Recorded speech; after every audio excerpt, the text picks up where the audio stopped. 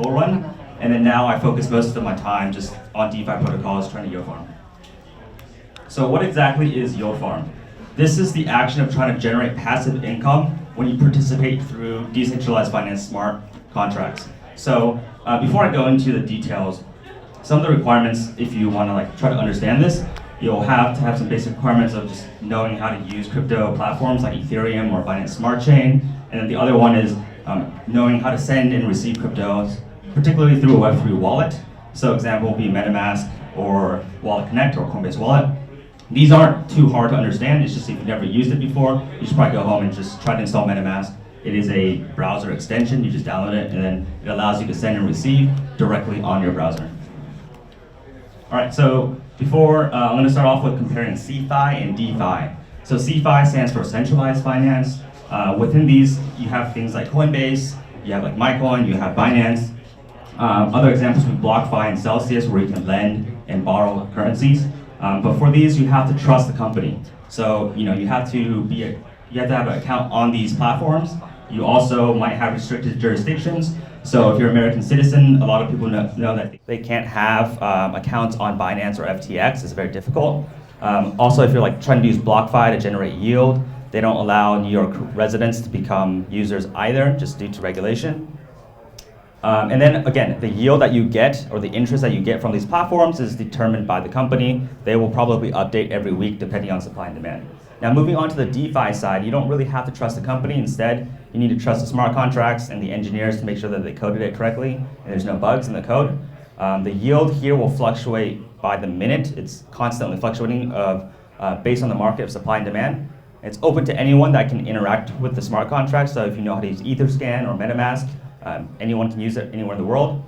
And then two main product categories that I'll go over today. One of them is lending platforms. So DeFi examples would be Aave and Compound. Now on the CeFi side, the same thing would be a BlockFi for a lending platform. The next one is a DEX or decentralized exchange.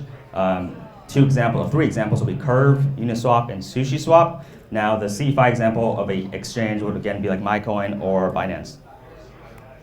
So in DeFi, where does the yield actually come from? Sorry, this thing's a little bit blurry, but I'll try to go over all of these categories here. The yield comes from three main areas. You have the base APY. So if we look at a decentralized exchange like Uniswap, if you want to swap, let's say USDC to Ethereum, there's usually a 30 basis point fee or 0.3% fee. Now, if you are on the opposite side of this transaction, you're the one providing liquidity, then you're collecting the trading fees. So that's how one portion of the base APY gets earned. Now, if you're providing liquidity or capital to Aave or Compound, you have lending interest. So if you look at this image down here, it's kind of hard to see. The red box highlighted here is actually the market for USDC. And I know you probably can't read that, but I'll try to go over the numbers here. The last two columns is deposit APY and borrow APY. And what that means is if you're depositing money onto the platform, you're going to earn interest, kind of like a bank. It makes sense. You're giving money to other people and they will pay you interest. So here it's 2.94% on top. And then the borrow APY is if you want to take a loan, if you want to borrow money, you have to pay interest. That makes sense. The borrow APY is going to be higher than the deposit APY because people that borrow will have to pay more. But that brings us to this category called liquidity incentives. And this is basically a marketing technique that these DeFi protocols will create. They will create their own token and then allocate a certain portion of their new token to basically promote new users onto the platform. So think of it like if you have a two-sided market like Airbnb, you need hosts and users that want to rent these places. So imagine if Airbnb gave Airbnb stock to initial people that wanted to host out their house. It's kind of an incentive for people to use the platform. Same thing with liquidity incentives. If you borrow money or loan money out, they will give you additional interest for using the platform. And the interesting thing here right now is this is a screenshot of Aave on the Polygon chain, which is a Ethereum layer 2. The numbers or the boxes highlighted in yellow is the interest you get from the liquidity incentive. And right now the liquidity incentives are actually higher than what you would have to pay for interest. So you can borrow $100,000 of USDC, pay 3% interest, but make 5% of liquidity incentive. So you have a positive 2% interest for borrowing money. And that's kind of interesting because now you can technically deposit $1 million and then borrow, let's say, $700,000, and you're making still net profit from this action. And what a lot of people have found out, they term this thing called hyper compounding, which is basically you take X amount of dollars, you deposit it, and then you borrow 70% of that. So let's say you deposit $1 million, you borrow 700,000, and then you deposit 700,000, and then you borrow 500,000, and then you deposit 500,000, and you withdraw 300,000, and you take your original $1 million capital and you wrap it 10, 15 times, and you now have $5 million of liquidity onto this platform, all generating income and yield. That's also why within like 10 days, Aave has like $2.5 billion deposited. I would guess it's probably only 500 million, and it's just a bunch of people that are wrapping it over and over and again.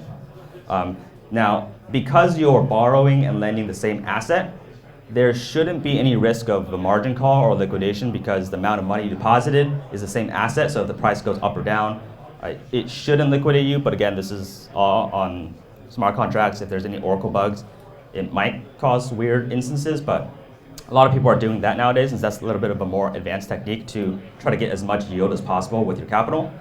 The box on the bottom you can't really see, but this is a snapshot of Curve on Polygon. So again, Curve is a decentralized exchange. This is a pool that is split for USDC, USDT, and DAI. If you provide capital in these stablecoins, the people that want to swap between these three currencies will pay a fee, and then you collect the fee. On this image right here, the base APY is 5%, so you're making 5% off other people trading, but they also have a collaboration with Polygon where they're giving out Matic coins, and right now that reward APY is about 25% in Matic coins. And what people are doing is basically they're providing liquidity, farming these Matic coins every day or whatever. You can harvest the Matic coins, and then you can sell it on a decentralized exchange or do whatever you want with the coins, as it's basically your liquidity incentive. Moving on to staking. So staking is slightly different from providing liquidity. For staking, certain coins will allow you to stake it. For example, two of them here are Sushi and Aave. Here on Aave, if you have Aave coins, the ERC20 coin, you can use the Aave protocol and stake it.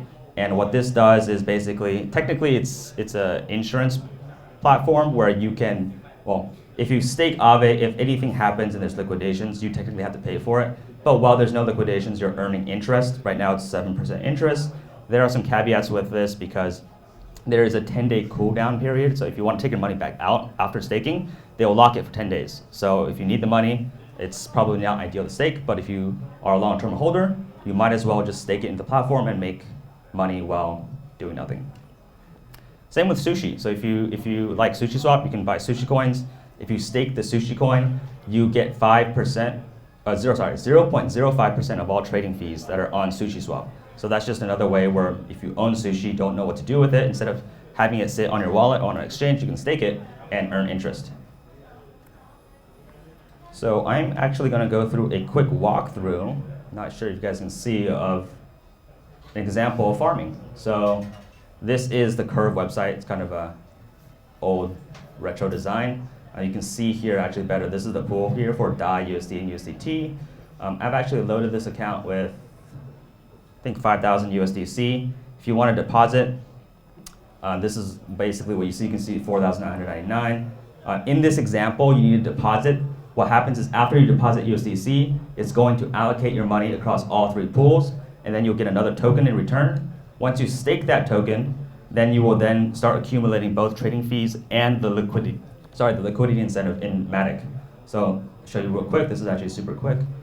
I don't have this attached to Ledger or anything, so it's also this is on Polygon, so it's super cheap and super fast.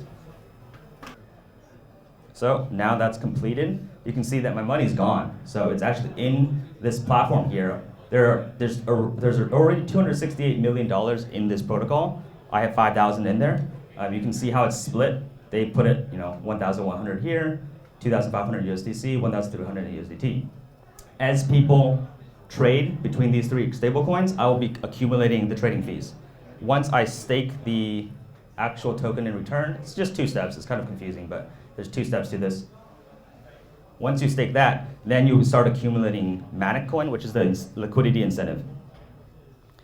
If you wanted to withdraw, that's the same thing. You can see my assets here. You can either withdraw them in different ratios, like this is what exists in the pool, or if you want your original money back, you can get your original all USDC here.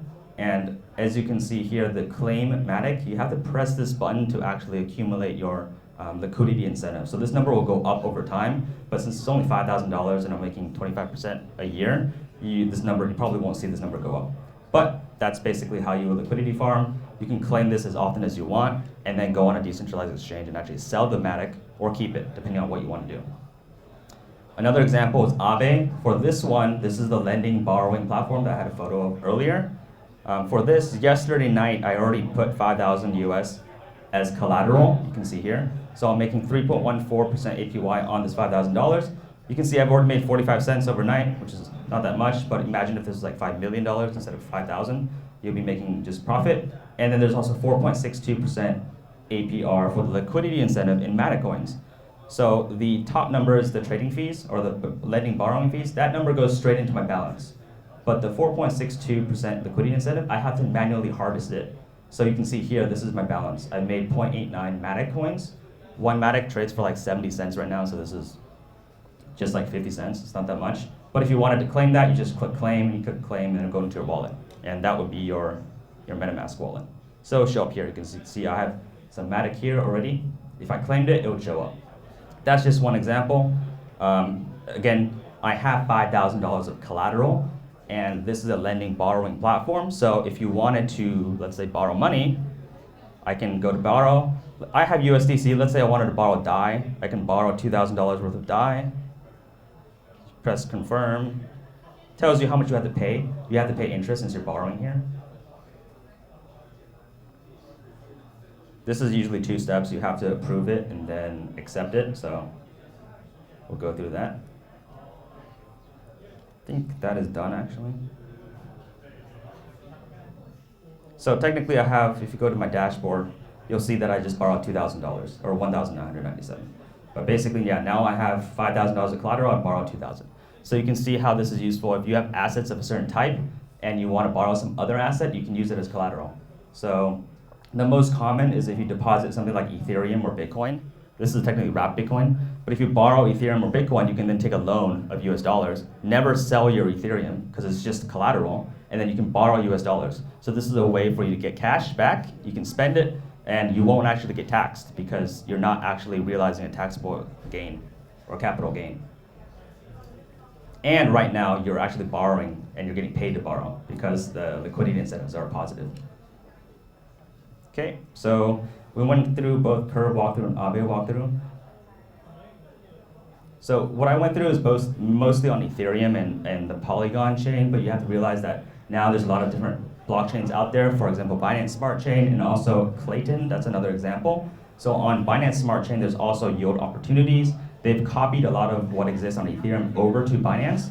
So 2 examples would be Ellipsis Finance and Nerve Finance. They're stablecoin, decentralized exchanges, basically similar to Curve, what we went over already. But Ellipsis Finance, you can harvest what they call, I think it's EPS coin for providing liquidity. Nerve Finance, they give you NRV coin, and they'll have different interest rates. And basically the life of a yield farmer is understanding which products are out there, which of them are safe, and finding which one has the highest yield so you can move your money around.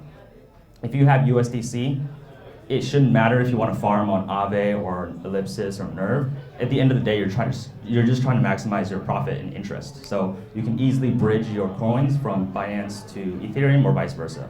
One other example is Clayton. Most people probably haven't heard of it. It's essentially a Binance Smart Chain, but in Korea. It's built out by KakaoTalk. This is a snapshot of their Clay swap, which is basically a fork of Uniswap. You can see in this column here, this is telling the yield. If you provide these 2 assets, they'll give you a yield as well.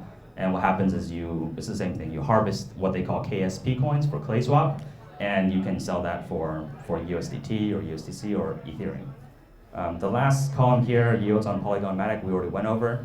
But yeah, this is just telling you that there's so many different opportunities right now. Everyone has liquidity incentives, and that's where most of the money is made. You farm the liquidity incentives, and then you sell it. Okay, so now we'll move on to farming aggregators. So this is, if you've ever tried to farm or do things on Ethereum, you notice that gas is extremely expensive.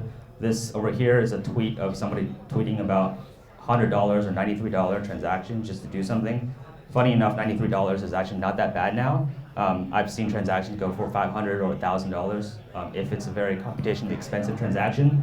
Also, there's so many farms now out there, it's very hard to evaluate which ones are safe, which ones are good. A lot of them are scams, or you get rug pulled, is what they say. So it's hard to evaluate all this. So in comes what we call a liquidity or farming aggregator. So you can think of this as an Expedia.com or a Kayak.com for buying airline tickets. It's hard to find the best price. So now you have a website that will take your capital, they'll take your money, and use their strategies to allocate towards the current best strategy that they believe in. So they'll do everything for you. Usually this isn't free. They'll charge a performance fee, or they'll have a deposit or a withdrawal fee. But if you have, let's say, if you're on Ethereum and you're trying to yield farm, and you have under $100,000 or $200,000, these aggregators are probably better, because what they do is they pool all the capital together. So this DAI pool right now has, I think, $500 million, $450 million. And instead of paying the $90 for gas, they split that across the entire pool. So it's more affordable to harvest and get that yield. If you have $100,000 and you're spending $100 every day just to harvest, it's going to eat up all your profit. So 3 examples: Yearn Finance, Roar Capital, and Harvest Finance. They're just kind of the most popular ones that are out on Ethereum right now. But yeah, you have to trust the developers and that they're providing the best strategies. It's a little bit unknown as to what they're actually doing behind the scenes. So this is an example. So this is an example of what you can do with something called Zapper. Let me actually go to this page right here. This is a very well-known individual on Twitter. He's kind of an influencer. His Twitter handle is just 0xb1. But with Zapper, you can actually see what everyone's doing on their live Ethereum address. He's a super whale. He has $143 million. And he does a lot of yield farming. So what's here is like, you can see his numbers are just going up. He's farmed $95,000. I think this is like within 1 day. And you can use this to see exactly what he's farming, all these degen coins here. And what he'll usually do is every day he'll wake up, harvest all this, sell it, back to Ethereum or back to whatever he wants, and then just repeat every single day. So at a large scale, this is what you can achieve. You can actually see what he's depositing in. These are all the different pools here. Dig is a badger, like a Bitcoin thing. This is alpha. He just does like every protocol. I don't know how he does it. I don't know how you even keep track of all these coins and all these different platforms. So we talked about Uniswap Curve. So Zapper is a great tool. If you know somebody Ethereum address, you can basically stalk them and see what they're farming. But this is a very public persona. Okay. Oops. All right, finally some words of advice. Don't buy a token just because you see a farm with like 5,000 or 10,000% APY. Instead, you should farm with tokens that you already have and you plan to hold for a long time. One example, this graph here, you can't really see it, I don't think. It's a recent farm that came out last week called Poly Whale. It's like one of the first degen farms on Polygon. And what you do is you collect Krill, K-R-I-L-L, that was their coin. And as you can see, the price started going up at first. So everyone's like, oh my God, I'm gonna make 10,000% APY if I stake Krill. So they buy Krill. And then all the large farmers, for example, like 0xb1, he'll dump and sell all the Krill and the price drops 70, 80%, and you lose all your principal. So it doesn't matter if you're making 10,000% APY, if you lose all your principal, you're never gonna get that money back. So don't buy a token just because of the high yield. Instead, look at what you have in your portfolio. If you have Ethereum, then find Ethereum-based farms to generate income rather than buying something you wouldn't want to own. Beware of impermanent loss. So this is what they call IL in the industry. It's a little bit outside of this scope to go over fully, but if you're going to participate and provide capital to a decentralized exchange that's not stablecoin, so for example, if you want to provide Ethereum and Bitcoin, these two assets will change in price. So you'll suffer something called impermanent loss, and what that means is your actual profit and loss might be greater than just holding the two coins without providing it as liquidity. So that's just something you should Google at home if you're thinking of doing that. One is providing liquidity or capital to a lending borrowing platform like Aave. Make sure you have to over collateralize to take a loan. So all these is like you deposit 100,000, you take a $50,000 loan. Let's say you put in $100,000 worth of Ethereum and you take $50,000 worth of USDC out, and Ethereum crashes 40% overnight, you might get liquidated because your collateral dropped in value. So just make sure you have a high, healthy, what they call health factor, so that during volatile periods you won't get liquidated. And then lastly, these yields for all these different farms change constantly. Gas can be super expensive. The price of the Matic coin that you're farming could drop overnight, it could go up overnight. So a lot of this is actually not that passive, so it could be very active.